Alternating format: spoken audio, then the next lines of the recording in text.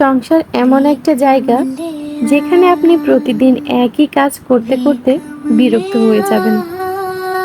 আবার এই সংসার থেকে দুদিনের জন্য অন্য কোথাও গেলে তখন নিজের সংসারটাকে অনেক বেশি মিস করবেন। মনে হবে নিজের সংসারের মতো শান্তি আর অন্য কোথাও নেই। বাবার বাড়ি থেকে আসার পর এই ৫-৬ দিনে যত কাপড় চোপড় ধুয়ে পরিষ্কার করেছি, যতগুলা ব্যবহার করা হয়েছে, সবকিছু পরিষ্কার করে এক জায়গায় গাঁট্টি মেরে রেখে দিয়েছি। সেগুলো আর ভাঁজ করে গোছগাছ করে উঠানো হয়নি। আজকে ভাবলাম এই কাজটা করতেই হবে। না হলে পরে গায়ে দেওয়ার জন্য জামাকাপড় ঠিকঠাকভাবে খুঁজেই পাওয়া যাবে না। ৪ জনের জামাকাপড়ে এক জায়গায় গাঁট্টি মারা ছিল। তো ওই কাজটাই করে নিচ্ছি। প্রচুর জামাকাপড় আমার প্রতিদিন ধুতে হয়। সকালে একবার ধুতে হয়, দুপুরে একবার ধুতে হয়। তো এতগুলা কাপড়-চোপড় ৬-৭ দিন ধরে জমা হয়ে আছে। আসলে মাঝে, মাঝে কাজ করার এনার্জি বা স্পিরিট এতটাই বেশি থাকে যে তখন সব কাজই নিমেষেই করে ফেলি। আবার মাঝে, মাঝে কি যে হয়ে যায় তখন অলসতা এমনভাবে ঘিরে ধরে, মনে হয় সংসারের কোনো কাজই করতে ভালো লাগে না বা করিও না। ওই যে ১ম যেদিন বাবার বাড়ি থেকে বাসায় এসেছিলাম, ওই দিনই সবকিছু একদম ডিপ ক্লিন করে গোছগাছ করে অনেক বেশি কাজ করে ফেলেছি। তারপর কিন্তু আর অতটা ডিটেইলসে কাজবাজ কোনো কিছুই করি না। যেটুকু না করলেই নয় ওইটুকু করি আর অলসের মতো আরকি সময় পার করি। এটুকু করে মনে হয় আমার দিন পার হয়ে যায় বা ভালোও লাগে না করতে। তো ওদিকে কাপড়-চোপড়গুলো ভাঁজ করতে, করতে হঠাৎ ক্ষুধা পেয়ে গেল।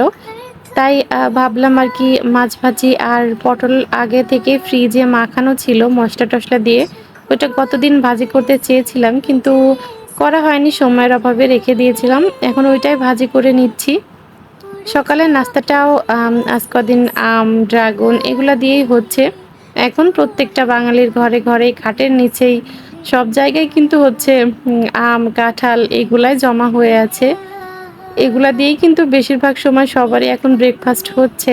এতে করে কিন্তু একটা সুবিধা হয়েছে, রোজ, রোজ সকালে আর নাস্তা বানানোর ঝামেলাটা থাকছে না। তো এই তো আমি হচ্ছে ১ পিস মাছ ভাজি নিয়ে নিয়েছি, পটল ভাজি আর সেই সাথে এখানে একটু আচার নিয়ে নিচ্ছি। এই আচারের তেলটা দিয়েই মনে হয় ১ প্লেট ভাত নিমেষেই খাওয়া যায়। অন্য কিছুই এর সাথে লাগে না।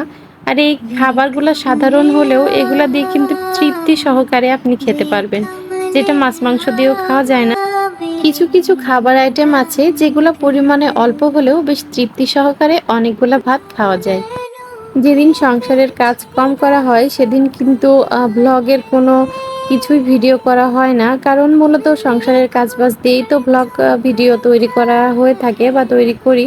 তো দেখা যাচ্ছে যেদিন সংসারের কাজ কম, কম করি সেদিন আর ভিডিওর জন্য কোনো সাবজেক্ট পাই না। এমন সময় আছে সেদিন আর কোনো ভিডিও আপলোড করাও হয় না। তো খাওয়া-দাওয়া শেষ করে কিছুক্ষণ একটু রেস্ট করেছি। তারপর এই তো শাওয়ার নিয়ে নিলাম। আর এসে দেখি এই যে বাবু খেলতে, খেলতে হাঁসগুলা কি সুন্দর করে সাজিয়ে রেখেছে। দেখতেই অনেক কিউট লাগছে। তারপরে তো বিকালবেলা ১ কাপ চা নিয়ে চলে এসেছি ছাদে। একটা নিঃসঙ্গ বিকাল, সন্ধ্যা, সকালের সঙ্গী হতে পারে ১ কাপ চা। ১ কাপ চা হলে নিমেষে যেমন মন ভালো হয়ে যায়, তেমনি নিজের মানে শরীরটাও মনে হয় চাঙ্গা হয়ে যায়। যদিও গরম কিন্তু তারপরেও যারা চা লাভার আছে তারা তো চা ছাড়া একদমই চলতে পারে না। ঠিক তেমনি আমি একজন।